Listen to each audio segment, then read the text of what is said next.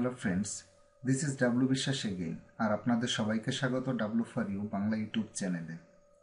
আজ আমরা শিখব আমাদের কোনো ইম্পর্টেন্ট ডকুমেন্টস যদি আমরা ডিলিট করি তাহলে সেটাকে আমরা কিভাবে ফিরে পাবো। অ্যাকচুয়ালি আমরা উইন্ডোজ অপারেটিং সিস্টেমে দুটি শর্টকাট কিয়ের সঙ্গে হ্যাবিচুয়েটেড, শিফট প্লাস ডিলিট এবং কন্ট্রোল প্লাস ডিলিট। ম্যাক্সিমাম আমরা শিফট প্লাস ডিলিট ইউজ করি, তার কারণ আমরা চাই আমরা যেটাকে ডিলিট করছি সেটা পার্মানেন্টলি ডিলিট হোক।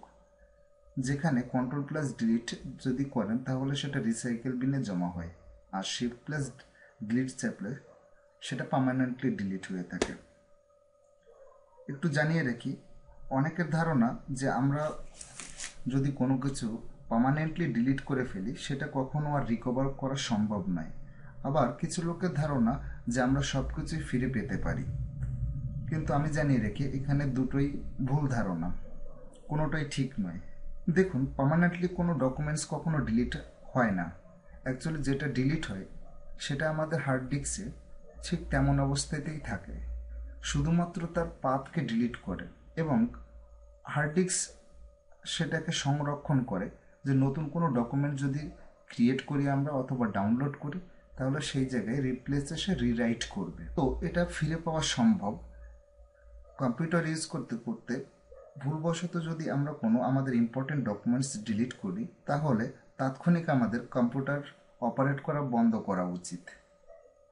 কারণ আমি একটু আগেই বলেছি যে হার্ড ডিস্ক শুধুমাত্র সেই ডকুমেন্টসের পাথকে ডিলিট করে, কিন্তু original documents same as hard ডিস্কে সংরক্ষণ করে থাকে।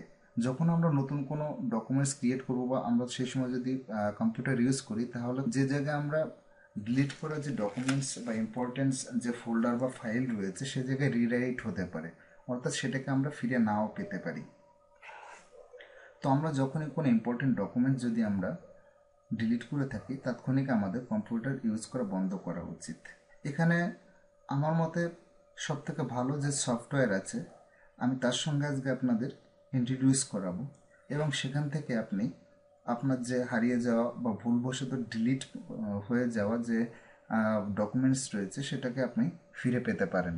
তো চলুন আমরা দেখে নিই কীভাবে সফটওয়্যার দিয়ে আমরা ডিলিট করা ইম্পর্টেন্ট ডকুমেন্টস কিভাবে রিকভার করতে পারি। প্রথমে আপনার ব্রাউজার ওপেন করুন এবং ব্রাউজার লিখুন রিকুভা, RECUVA। আপনি সার্চ করার পরে 2 থেকে 3 নম্বরে দেখবেন রিকুভা, যেটা ফাইল হিপ্পো বলে যে অপশান আছে আপনি এটাকে ক্লিক করবেন। তার কারণ ফাইল হিপ্পো থেকে আপনি লেটেস্ট ভার্সন রিকুভার পেয়ে যাবেন। এখানে যে গ্রিন কালারের যে বোতাম আছে আপনি এখান থেকে ডাউনলোড করবেন। অলরেডি আমি যেহেতু ডাউনলোড করে রেখেছি সেজন্য আমি আর ডাউনলোড করছি না।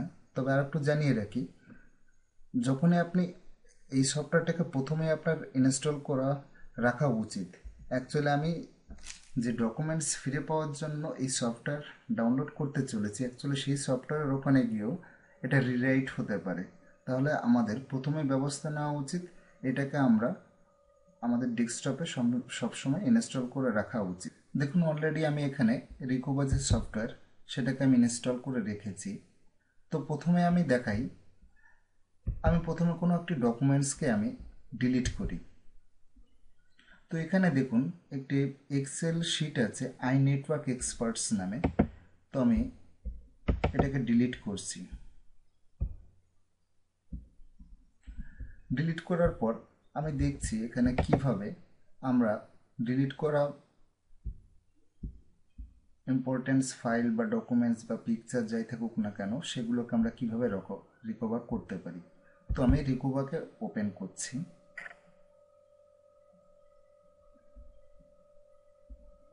দেন নেক্সট। এখানে বলা হচ্ছে যে আপনি কি ধরনের, যেহেতু আমি একটি ডকুমেন্টসকে করেছি তো আমি জানি। আপনার যদি না জানা থাকে তাহলে অল ফাইলসও আপনি সিলেক্ট করতে পারেন, বা পিকচার, মিউজিক, এভাবে যেগুলো আছে।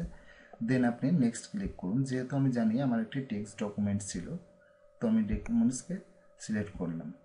এবার ও জানতে চেয়েছে কোথায় এটা ছিল, ডকুমেন্টস কোথায় ছিল।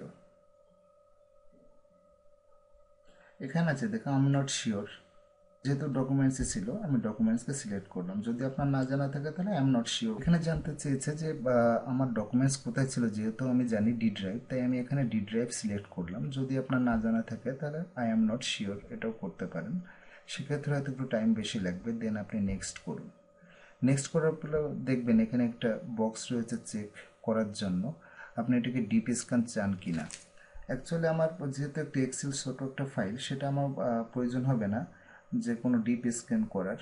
তো এটাকে যদি আপনি ডিপ স্ক্যান করেন তাহলে একটু সময় বেশি লাগবে, কিন্তু আমার মনে হয় না যে আমার এই ডিপ স্ক্যানের প্রয়োজন হবে। দেন আমি স্টার্ট করছি। স্টার্ট করার পর দেখুন এখানে আমাকে অনেকগুলো এক্সেল শিট দিয়েছে। ওখানে খেয়াল করুন আমি এখানে যে দেখিয়েছিলাম আই নেটওয়ার্ক এক্সপার্ট, দেখুন এখানটায় গ্রিন কালার, তার কারণ এটাকে আমি সাকসেসফুলি ফিরে পেতে পারি। এখানে আমি আজ পর্যন্ত যেগুলো আমার ডিলিট করা হয়েছে সব ফাইল আছে। আপনি চাইলে এখানটায় অল ফাইলকে সিলেক্ট করতে পারেন। যেহেতু পার্টিকুলারলি আমার এই ফাইলটি চাই বা এই এক্সেল শিটটি চাই, তাহলে আমি এটাকে সিলেক্ট করলাম বা মার্কস করলাম। যেহেতু গ্রিন কালার মনে রাখবেন, তাহলে এটা ফিরে পাওয়া সম্ভব। আর এগুলো অলরেডি রিরাইট হয়ে গেছে, যেহেতু এখানে রেড কালার দেখাচ্ছে, তো আমি এখানে রিকভার করছি। অবশ্যই মনে রাখবেন রিকভার করার সময় আপনাকে যে ড্রাইভে আপনার এটি ছিল সেই ড্রাইভকে কখনো সিলেক্ট করবেন না।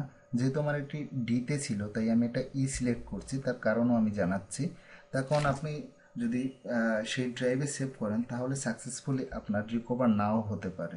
সেজন্য আপনি চেষ্টা করুন সবসময় অন্য কোথাও সেভ করার জন্য। তো আমি ওকে ক্লিক করছি। অলরেডি আমাকে এনেকে সাকসেস দেখিয়ে দিয়েছে, তাহলে আমি দেখা যাক আমি অলরেডি সেটা ফিরে পেলাম কি না। যেহেতু আমি এই ড্রাইভের মধ্যে রেখেছিলাম, তো দেখুন এখানে সেই আমার অলরেডি চলে এসছে। ওকে, থ্যাংক ইউ ভিডিওটি দেখার জন্য। যদি আপনাদের ভালো লাগে অবশ্যই লাইক করবেন, এবং আপনার বন্ধু বা রিলেটিভসের যদি এটা প্রয়োজন হয় অবশ্যই আমার এই ভিডিও শেয়ার করবেন। আর নতুন নতুন তথ্য যদি পেতে চান অবশ্যই আমার এই চ্যানেলটিকে সাবস্ক্রাইব করে নেবেন। তার কারণ আমি এর আগেও অনেকবার জানিয়েছি আমি মূলত computer, internet, mobile, technology related tips and tricks দিয়ে থাকি।